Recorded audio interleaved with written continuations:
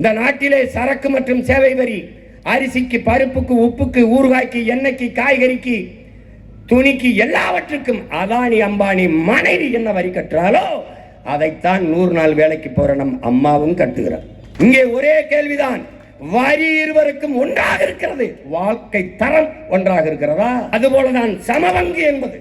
பட்டியல் சமூகத்தில் பிறந்துட்டால், பிரியாவை மேயராக்கிவிட்டால் இந்த பிரச்சனைகளை எதிர்கொள்ளலாம்.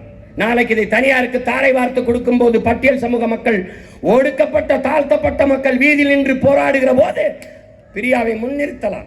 எவ்வளவு பெரிய ஒரே சமூகத்தில் பிறந்தால் என் தங்கை சாலினீஸ்வரம் ரேஞ்ச் ரோவரில் ரிப்பன் மாளிகையில் இருந்து வெளியே வருகிற பிரியாவும் வாசல்ல பசியோடு 10 நாளாக போராடி கொண்டிருக்கிற அக்கா தங்கையும் ஒன்றா அதுக்குதான் பிரியாவை கொடுத்தது. பிரியாவை கொடுக்கணும்னு ஒண்ணும் இல்லை, அவனுக்கு தெரியும் முன்கூட்டியே தனியாருக்கு நம்ம கொடுக்க போறோம்ட்டு.